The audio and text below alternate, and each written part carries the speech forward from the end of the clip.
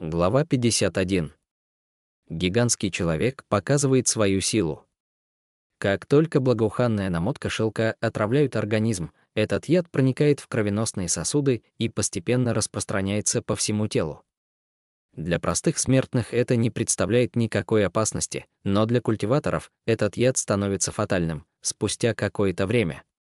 Отравленный культиватор не может прямо рушить свою внутреннюю энергию истинной ци, потому что яд вспыхнет и заставит кровь течь в обратном направлении, что принесет огромную боль и страдания. Тем не менее, если кто-то отравился, в течение долгого времени яд будет проникать в тело, ухудшая ситуацию.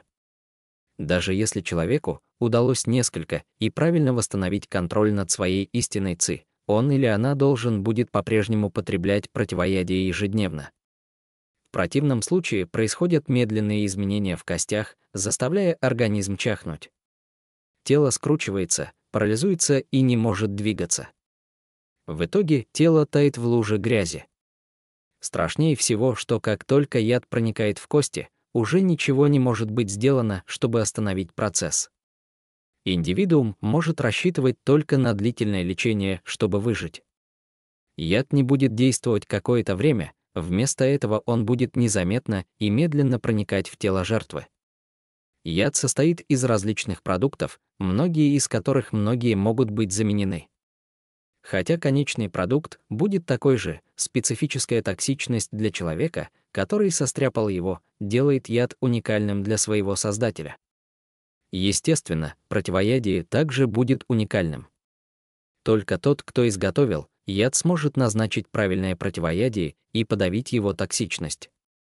Даже если бы кто-то еще знал метод изготовления благоуханной намотки шелка, они бы не смогли создать противоядие для благоуханной намотки шелка, который создал кто-то другой. Таким образом, жалкая жизнь отравленного человека остается в руках того, кто его отравил. Неспособный протестовать или сопротивляться, жертве остается только покориться. Доктор Мо всеми силами пытался вспомнить все, что угодно о благоуханной намотке шелка. Он начинает понимать причину бесстрашия Ханьли. Доктор Мо глумился в сердце, но выражение его лица не изменилось. Он равнодушно спросил: «Это твой последний фокус? Брат, кажется, у тебя кончились ходы, просто признай свое поражение». Ханьли так и обмер, не заметив никаких изменений в лице доктора Мо. В тот момент Ханьли был уверен, что тот просчитался, так как доктор Мо, казалось, полностью проигнорировал его угрозу. Казалось, доктор Мо не ощущал никаких воздействий благоуханной намотки шелка на свое тело. Более того, для Ханьли было очевидно, что он находится в невыгодной позиции. Казалось, что его оппонент был полностью уверен в способности повергнуть Ханьли. Видя, что Ханьли молчит, доктор Мо засмеялся и хитро посмотрел на него перед тем, как громко сказать: «Железный раб, захвати его для меня». Как только Ханьли услышал это, он мгновенно вспомнил, что после входа в дом он забыл о чем-то важном — железный раб. Тем не менее, он не успел задуматься об этом. Вместо этого Ханьли подбросил кончиками пальцев ног шило, которое было прямо перед ним. Оно автоматически подскочило в его руку. Через мгновение огромная тень обрушилась на него из угла комнаты с огромной силой. Ее скорость поразительно быстро росла, а она появилась перед Ханьли через секунду, не оставляя ему шанса увернуться. Беспомощный, Ханьли мог использовать лишь острое шило, чтобы ударить тень в нижнюю часть живота. Он надеялся, что он, по крайней мере, сможет недолго сопротивляться, чтобы успеть восстановить дыхание. Ударить человека тень было не лучшим решением, но у Ханьли не было другого выбора. Его противник был слишком высоким, а оружие, которое использовал Ханьли, лишь несколько дюймов в длину, что делало живот единственной уязвимой для него область. Ханьли почувствовал, что он столкнулся с каким-то монстром. Словно большой деревянный объект ударил его по руке и вывернул запястье без возможности сопротивления. Он упал на несколько шагов назад после этого взаимодействия. Шило в его руке ударилось о камень и отлетело, не оставляя ни следа. Ханьли был безмерно поражен и рассержен. Едва он пришел в себя, гигантская фигура вновь возникла перед ним. Внезапно он почувствовал острую боль в плече, две гигантские руки вцепились в его плечо, прижав его вниз. Хань Ли боролся со всех сил, но казалось, что как будто огромная гора давит на его тело, делая его неспособным двигаться. Он мало что мог сделать в этой ситуации. В момент отчаяния он поднял колено и яростно, направив его на слабое место между гигантских ног тени. Ой! Это было настолько болезненно, что Хань Ли покрылся холодным потом. После атаки, которая обычно оказывается фатальной для противника, он обнаружил, что на тень она не произвела никакого эффекта. Его колено было разбито, словно куриное яйцо после удара об камень. Но действие Хань Ли лишь спровоцировало оппонента. Огромные руки лишь усилили давление на его плечи. Хань Ли было так больно, что он едва не рухнул на землю, потеряв сознание. «Спокойнее, железный раб. Мне все еще нужен этот человек», — громко скомандовал доктор Мо. После этих слов Хань Ли почувствовал, что давление на плечи уменьшилось, что боль постепенно отступает. В сердце он вздохнул от облегчения. На секунду он подумал, что у доктора Мо очень приятный голос. Но после мгновенной радости лучи подозрения всплыли в его сознании. С самого начала борьбы Хань Ли чувствовал снисхождение со стороны доктора Мо в критические моменты, тот боялся, что Хань Ли может пораниться. Естественно, Хань Ли знал, что доктор Мо не является снисходительным человеком, готовым пойти навстречу. Там определенно была какая-то зловещая интрижка, о которой не знал Хань Ли. Обеспокоенность доктора Мо и была причиной, по которой Хань Ли уцелел. Доктор Мо действовал аккуратно, боясь навредить Хань Ли. В ином случае эти двое вцепились бы друг другу в глотки. Хань Ли решил для себя полноценно использовать этот аспект в переговорах с доктором и затем стал думать о способе сбежать из цепких лап противника. Доктор Мо, прогуливаясь рядом, мог видеть все мысли Хань Ли. На его лице возникла легкая усмешка, когда он ощутил на груди Хань Ли странный объект и вынул зеркало. Словно оно могло защитить его от удара. Не говоря ни слова, он слегка кивнул головой и вынул желтую деревянную прямоугольную коробку из-за пазухи. Эта коробка была удивительно тонкой работы, на ее поверхности был выгравирован дракон и феникс. Любой мог видеть, что это был редкий и драгоценный объект, и таким образом его редко могли увидеть обычные люди. Доктор Мо приблизился к Хань Ли и торжественно открыл крышку, обнаружив немного странные серебряные лезвия. Они напоминали комбинацию кинжала и меча. Тело лезвия было очень своеобразно, они были изогнуты полумесяцем, длинные, напоминая ножи стилетта. Доктор Мо вынул одно из серебряных лезвий, Хань Ли увидел, что лезвие было зловеще тонким, как бумага.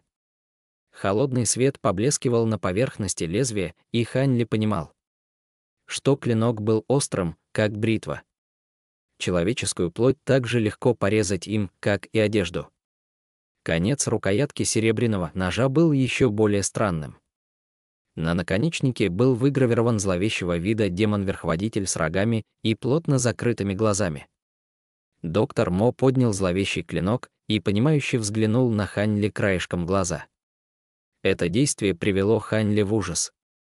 Его дурные мысли оказались правдой. Доктор Мо хотел использовать это лезвие, чтобы устранить его. Глава 52. 7 призраков, пожирающих души. Лицо Хань Ли позеленело, когда он беспомощно посмотрел на доктора Мо, взметнувшего зловеще выглядящий клинок в воздух. Лезвия кинжала сильно сверкали, показывая свою остроту под лучами солнечного света. Его сердце невольно стало паниковать, но разум говорил ему, что доктор Мо лишь запугивал его. У доктора Мо ушло столько усилий, чтобы получить Хань Ли живым, что вряд ли он станет убивать его так легко. Видя, как острое лезвие опускается с неба, чтобы пронзить его, Хань Ли по-прежнему молчал, сохраняя решительный вид. И когда странный зловещий клинок был всего в дюйме от того, чтобы рассечь его голову, так, что даже кончики его волос почувствовали зловещее лезвие, Хань Ли медленно закрыл глаза, намек на сожаление промелькнуло в его голове. Неужели доктор Мо действительно собирается убить меня? Если бы я знал это раньше, то молил бы о пощаде, надежда о том, чтобы выжить, беспощадно тлела. Я еще очень молод и не хочу умирать. Если новость о моей смерти достигнет родителей, будут ли они грустить? Будут ли они жалеть о том, что отправили меня в секту семи тайн? При этом тонкая грань между жизнью и смертью, всевозможные отвлекающие мысли возникли в голове Ханьли, угрожая сокрушить его.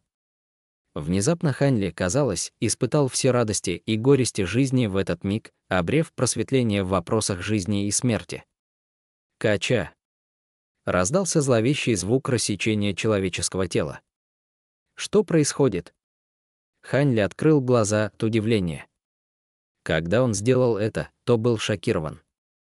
Неожиданно он увидел, что зловещее лезвие было вставлено между лопатками. Доктор Амо глубоко проник в его тело до такой степени, что только рукоять-клинок остался снаружи, слегка дрожа. Крови не было, несмотря на серьезную рану, показывая, что острие лезвия было исключительно острым, а Ханьли бросил недоуменный взгляд. Доктор Амо, против всего разумного, начал хвалить Ханьли. «Отлично! Ты баловник. У тебя действительно есть смелость. Не взывать о милости, даже когда ты был в сантиметре от смерти. Отлично! Ха-ха-ха. Когда я путешествовал в Цзянху в недавнем прошлом, я встретил много героев, которые утверждали, что они не боялись смерти.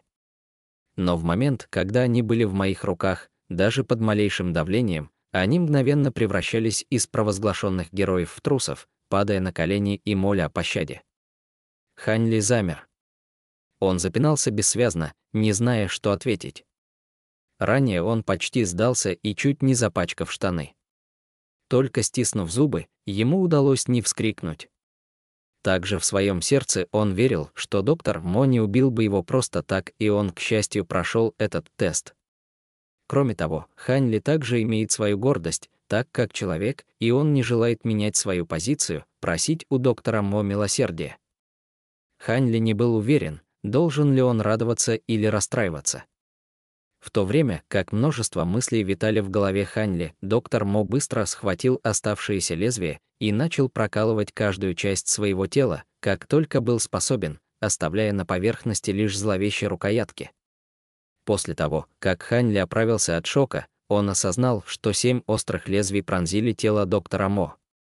Лопасти вставляются в оба плеча, обе ноги, живот и остальные ножи были встроены в передней части груди. Если посмотреть издалека, доктор Мо производил такое впечатление, что его тело было изрублено и расчленено посреди хаоса. Ханьли не был уверен, должен ли он быть счастлив или напуган увечьями доктора Мо. Может ли быть, что этот способ был прелюдией к очень мощному боевому искусству? Может доктор Мо использовать мощное боевое искусство для борьбы с Ханьли? После того, как доктор Мо закончил ранить себя, он вошел в состояние посредничества, не говоря ни слова и игнорируя все отвлекающие факторы. Сердце Ханьли слегка передернуло. Он чувствовал, что это было прекрасной возможностью бежать. Но когда он хотел сделать шаг, он резко остановился, будто бы что-то понял. Ханьли с горячью улыбнулся. Как он мог забыть гигантском собрате доктора Мо? Этот гигантский человек все время следил, чтобы Ханьли не делал попыток к бегству. Оказалось, что перед входом в его медитативное состояние доктор Мо уже распланировал все дотошно. Он предотвратил все трюки Ханьли. Этот странный человек, называемый железным рабом, похоже, возник из какого-то мистического места. Его тело было таким же, как демонические серебряные руки доктора Мо, твердость его тела был такой, что даже роковая слабость самцов была непроницаемой меча или копья. Все планы Ханьли спастись были уничтожены самим присутствием этого человека. Когда Ханьли проклинал демонического собрата, тот, словно почувствовав это, внезапно возник перед ним. Лицо доктора Мо дернулось, за этим последовали сильные дрожания всем телом. Его лицо сильно перекосило, словно тот переносил дичайшую боль. Вместе с этим зловещее лезвие вновь вонзилось в его тело. Внезапно доктор Мо перестал дрожать. Однако из его горла исходил очень странный шум. Это был чудовищный звук. В тот момент доктор Мо казался уже не человеком, а страшным первобытным зверем из дебрей, после чего случилось еще более ужасное. Призрачный туман, возникший на лице доктора Мо, вновь материализовался. По сравнению с прошлым годом, это был совсем другой туман. Объем увеличился, цвет стал чернее черного. Когда дымка появилась на лице доктора Мо, это было сродни маске, покрывавшей его настоящие черты. Теневые щупальца тоже начали появляться из призрачного тумана. В дополнение к этому, призрачный туман прошел важнейшие изменения. Среди темных щупалец черный туман, казалось, приобрел текстуру, стал блестящим и бархатистым. Он, казалось, собственной волей расширялся и неудержимо сокращался, создавая видимость, что маска безумно танцевала на лице доктора Мо. Доктор Мо сделал руками жест лотоса. Его губы слегка двигались, как будто он бормотал какое-то заклинание, только его голос был слишком низок, Хань Ли не мог уловить то, что он сказал. Кроме этого странного жеста, доктор Мо казался очень возбужденным. Призрачный туман испускал щупальца, зловеще извиваясь в воздухе. Казалось, они хотели остановить доктора Мо. Когда черный туман стал более насыщенным, доктор Мо открыл глаза. Несмотря на это плотное одеяло тумана, Хань Ли все еще мог видеть глаза доктора Мо. Они были полны жизненной энергии и концентрации. 7 призраков, пожирающих души. Доктор Мо взревел имя тайного искусства, которое он планирует использовать на Хань Ли. Глава 53. Обворожительный мужчина. Как только Хань Ли услышал название навыка, его сердце невольно вздрогнуло. Все произошедшее далее оставило на него неизгладимое впечатление. Это напомнило ему о том, что в мире есть еще много неизведанного. Доктор Мо взревел, и 7 зловещих лезвий вошли в тело и заставили его дрожать. Жужжащий звук источался из демонических лопастей все громче и громче, словно они оживали. Доктор Мо чувствовал эту вибрацию и что-то горячо бормотал. Хань Ли не мог уловить его слов, но чувствовал, что ничего хорошего там не было. Доктор Мо встал, покружился по комнате и, наконец, топнул ногой в гневе. Он неохотно поднял указательный палец и запихнул его в рот одной из демонических голов. Случилось немыслимое и невероятное. Голова демона, умершая на самом деле, открыла пасть и откусила указательный палец доктора Мо, словно наслаждаясь небесным лакомством. Тело доктора Мо вздрогнуло, подавляя сильную боль. Из-за черного тумана, скрывавшего подробности, Хань Ли не мог видеть выражение лица доктора Мо, но он догадывался, что оно было отвратительно. За время, достаточное для того, чтобы заварить пакетик чая, голова демона окончательно насытилась. Удовлетворенный, он открыл рот, чтобы освободить палец, а жужжащий звук начал стихать. Далее доктор Мо начал кормить демонические головы подряд, потом неохотно убрав палец. После завершения этого процесса доктор Мо вновь сделал жест лотоса руками, бормоча заклинание и выкрикивая «7-й демон, пожирающий душу», снова. В этот раз демонические лезвия не вибрировали. Неожиданно казалось, что ничего странного произойти не может. Однако, внезапно все демонические головы открыли глаза. Появились их пары кроваво-красных глаз, вместе с широко открытыми ртами они, казалось, пытались что-то высосать из воздуха.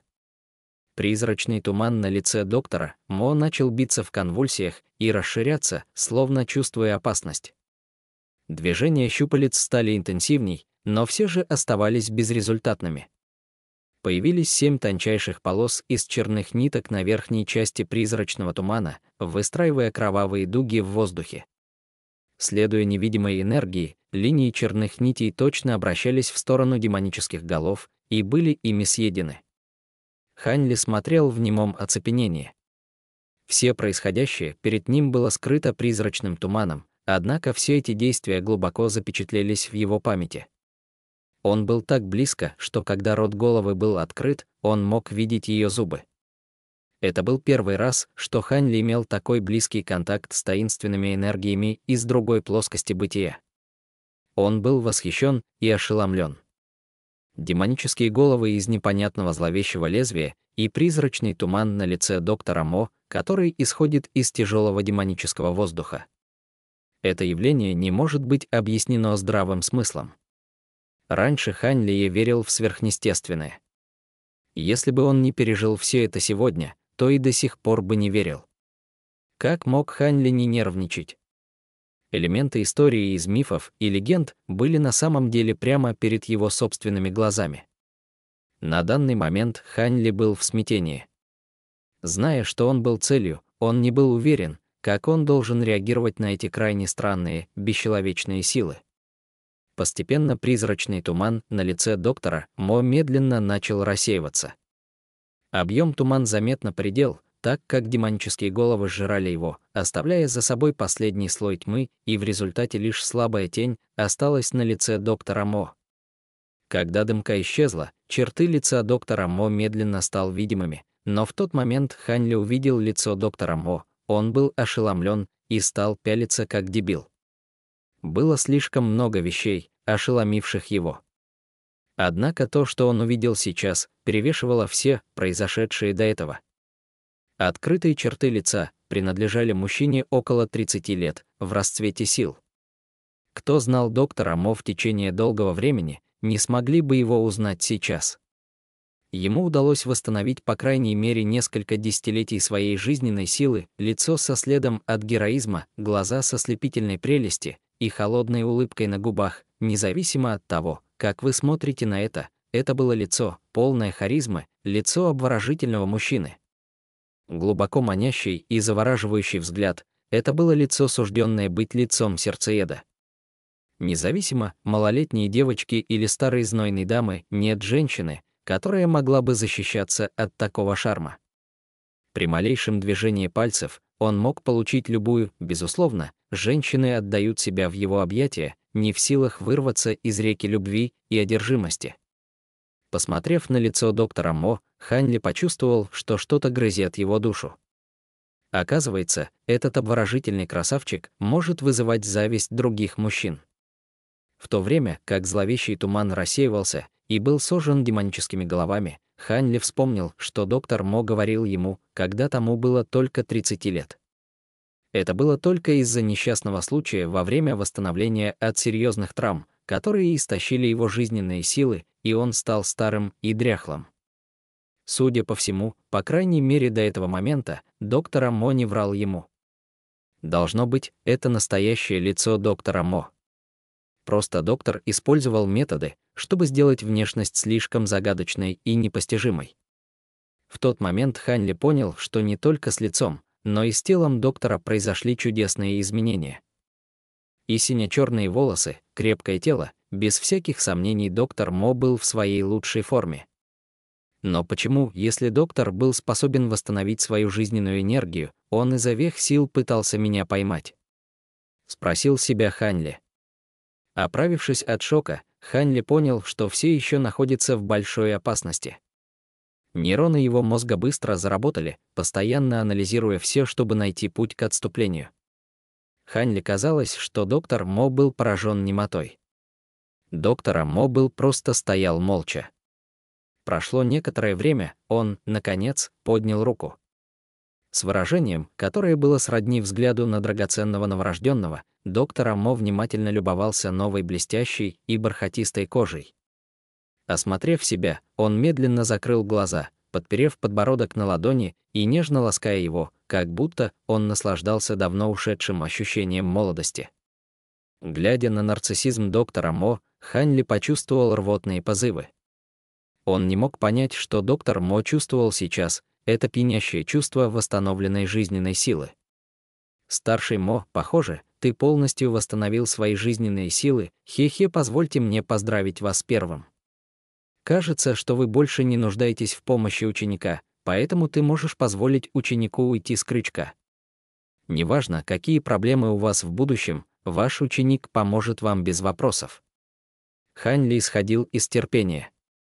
До сих пор он еще не был уверен, какой методики доктор Мо собирается придерживаться для борьбы с ним. Хань Ли прикинулся несведущим и спросил доктора Мо, в надежде узнать свою судьбу, прежде чем принимать какие-либо решения. Глава 54. блокирующего душу талисман. Ханьли, ты очень гибкий, знаешь, когда идти на компромиссы и уступки. Однако, позволю ли я тебе уйти? Как ты думаешь, это вообще возможно? Доктор Мо глумился. Ханьли был в шоке от звука голоса доктора Мо. Когда доктор Мо заговорил, в его голосе были слабые следы харизмы, всем, кто слушал, он внушал чувство притяжения и довольства. По сравнению с его ранее горьким и невкусным голосом, это был совершенно другой. Оказалось, что по сравнению с его нынешней внешностью, красота его голоса была не хуже. На удивление, это был первый раз, когда доктор Мо называл Ханьли по имени. Хотя это ничего не значит, это позволило Ханьли чувствовать себя немного более ценным. Это было намного лучше, чем быть названным «баловник» каждый раз. На первый взгляд казалось, что с доктором Мо нет никаких проблем. Каждое его движение было грациозно вне конкуренции. У красавца действительно не было ни следа старика из прошлого. Ханьли был уверен, что еще в молодости доктор Мо полагался на то, что его лицо может ослепить бесчисленных женщин. «Так что же вы намерены сделать со мной, скажите прямо?» Ханьли не был женщиной, и таким образом он не был повержен красотой доктора Мо. Кроме того, Ханьли мог понять из предыдущего разговора, что доктор Мо, казалось, не собирался щадить его, ему не было смысла обращаться с ним с радушием. «Что я намерен делать?» «Ха-ха-ха». Доктор Мо неторопливо потянулся недавно обновленным телом, холодно улыбаясь без всякого умысла, чтобы ответить Ханьли, смотря на другой неизвестный объект. Неизвестным объектом был небольшой мешок, изготовленный из очень тонкого шелка. От него исходило лучезарное свечение, как неугасимое пламя феникса. Он был чрезвычайно привлекательным. Кроме того, вышивка была исключительно изысканной. Можно, конечно, сказать, что это необычный объект. Что может содержать этот маленький мешок? Может, еще один странный артефакт, как зловещее лезвие? Задавая себе эти вопросы, Ханьли чувствовал рост любопытства в своем сердце. Доктор Мо прервал размышления Ханьли, вынув оттуда кусок смятой желтой бумаги. Ханьли был несколько разочарован.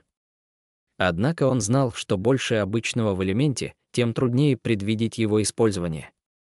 Напряжение возникло в его сердце, он стал чрезвычайно сосредоточенным. Вспоминая о тех непонятных событиях, которые произошли ранее, и видя этот, казалось бы, обычный кусок желтой бумаги, Ханьли был уверен, что здесь неизбежно должно быть бесчисленное множество загадочных тайн. Доктор Мо аккуратно держал кусок мятой бумаги между двумя пальцами, аккуратно приглаживая его с серьезным видом. Ханьли теперь смог увидеть, что бумажка небольшая, примерно размером с ладонь, и с желтоватым оттенком плесени. Это создавало впечатление, что этот талисман был создан много лет назад. Наиболее заметным было то, что лист бумаги сиял серебристым светом, материализуя струйки серебристых линий в воздухе. Линии медленно складываются в странные символы в воздухе. Ханьли не имел абсолютно никаких знаний об иностранных символах. В тот момент, когда он их видел, однако, его сердце начало чувствовать, словно в плавающих символах была необычайная пульсирующая энергия. Даже ци, полученный от вечной весны искусств, двигался в его теле хаотично, как если бы он почуял огромную опасность, оставляя Ханьли в отупении. Почувствовав неладное, Ханьли быстро сосредоточил все свое внимание на странных символах, в надежде понять их тайны. Символы кружились в воздухе, но там, казалось, было что-то чудесное, скрытое внутри странной формы символов, которые он не смог понять. Вдруг доктор Мо возник перед Ханьли. Когда он увидел, что Ханьли концентрировался исключительно на желтой бумаге, легкий намек на милость непроизвольно вспыхивал в его глазах. Он слегка опустил голову, зашевелил губами и медленно заговорил чрезвычайно низким тоном: «Не обвиняй меня, Ханьли, мне тоже ничего не оставалось, так что лучше добровольно подчиниться своей судьбе и ждать перерождения. Я собираюсь взять твою оболочку тела сейчас». «Что вы сказали? Что все это значит?» Ханьли в шоке проснулся от слов доктора Мо.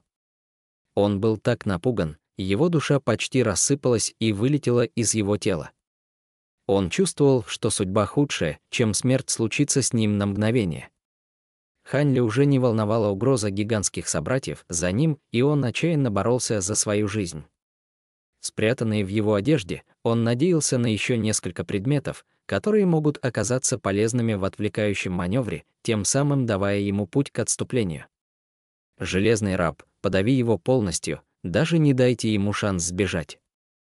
Доктор Мо разрушил его последний шанс на свободу. Две гигантские ладони, сродни небольшой горы, надежно придавили его, не давая ему возможности двигаться. Ручейки пота текли по лицу всех Хань Ли вниз, на землю. Он широко раскрыл глаза, скрипнул зубами и прислушался к непонятному бормотанию доктора Мо.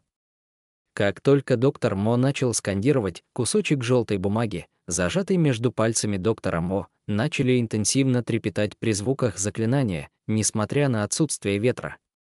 Между тем, символы в воздухе начинали сиять таинственным серебристым блеском. Даже если при ограничении движения Хань Ли, он все еще мог ясно мыслить. Он понимал, что таинственное серебристое свечение означало, что доктор Мо был готов сделать свой ход. Доктор Мо торжественно посмотрел на талисман, и когда последний из символов светился с этим таинственным серебристым светом, он взревел от восторга. Используя различные специальные методы, он дико помахал желтой бумагой в воздухе, написав слово «печать». После этого слова загрохотал гром. В то же время талисман был крепко прижат к лбу Хань Ли. Когда талисман соприкасался с его лбом, Хань Ли терял контроль над своим телом. Он не мог даже моргнуть.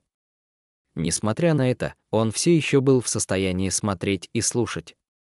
Он сейчас был таким же, как нормальный человек, но сродни ходячим зомби. Эти чувства полностью отличаются от его акупунктурных точек. После акупунктурных точек на замке, хотя никто не мог двигаться, они по-прежнему могут чувствовать онемение и зуд. Нынешний Хань Ли, однако, не был способен чувствовать ничего. Глава 55. Третье лицо. «Ты действительно очень хитрый», — сказал доктор Мо. «Если бы ты был оставлен на свое усмотрение, даже я бы имел некоторые трудности в общении с тобой». Доктор Мо говорил спокойным и неторопливым тоном, он поднял Хань Ли и понес его за дом.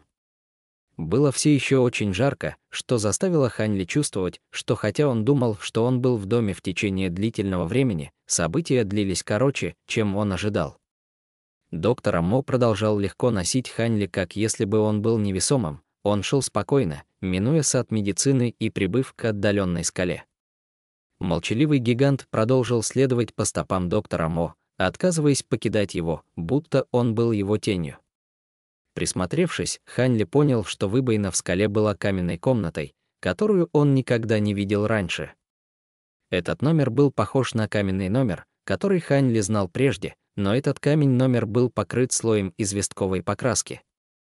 Из его грубого состояния Хань Ли рассудил, что номер был недавно построен. Он был уверен, что он будет чувствовать едкий запах известковой покраски. Боясь, что кто-то может прийти и нарушить его план, доктор Мо приказал гиганту, железный раб, остаться снаружи и карауль. «Если увидишь кого-нибудь возле дома, убей на месте». Затем он легко открыл дверь и вошел, закрыв за собой дверь. Его знакомство с планировкой помещения предположил, что доктор Мо построил его себе. Хань Ли предположил, что раз дверь плотно закрыли и закрыли окна, в зале будет темно, но вопреки его убеждению комната наполнилась свечами самых разных форм и размеров, которые ярко освещали комнату так ярко, словно это был дневной свет. В комнате слева Хань Ли потерял дар речи, но даже если он хотел что-то сказать, он не смог бы управлять своим телом. Поскольку он не мог управлять своим телом, Хань Ли не имел никакого выбора, кроме как осмотреть интерьер комнаты. Он заметил странную закономерность в центре комнаты. Он, казалось, был сделан из какого-то порошка, но Хань Ли не смог рассмотреть поближе. На краю странной модели были куски нефрита, размером с кулак, которые светились в свете свечей. С первого взгляда было очевидно, что каждый кусок нефрита был редкий, бесценный образец. Если знаток драгоценных камней увидит такие бесценные сокровища на земле, он будет чувствовать такую неимоверную боль, что он не сможет спать в течение нескольких ночей.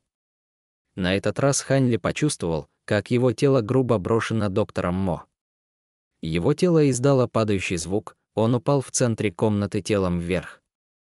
Можно двигать его тело сколько угодно, он все равно мог только пялиться только в потолок. По меньшей мере, Хань Ли был крайне встревожен от невозможности совершить что-либо в своем нынешнем положении. Тот факт, что ему не удалось увидеть никаких действий доктора Мо, усилило его страх. Единственным утешением было то, что он не столкнулся с землей, иначе он бы не смог даже смотреть в потолок. Пу-пу-пу, звездочка, звук сопения, звездочка, но вскоре он понял, что это был звук задувания доктором Мо несколько свечей. Постепенно зал стал серым. Хань Ли не знал цели этого действия, но у него не было много времени, чтобы размышлять над его смыслом, так как доктор Мо вдруг открыл рот и сказал: «Метод, который ты упомянул, действительно работает». «Ну я ставлю все на это», — сказал доктор Мо холодно и невпопад. Это сбило Хань Ли с толку, так как он не знал, к кому доктор обращается. Там были только два человека в этой комнате, он и доктор Мо, так с кем же еще он мог говорить? Доктор Мо забыл о проклятой желтой бумаге, которая мешала ему говорить. «Я гарантирую, он будет работать. Ведь как может техника 7 призраков, которую я передал тебе, быть не настоящей?» Новый голос ответил вдруг, казалось бы, из ниоткуда.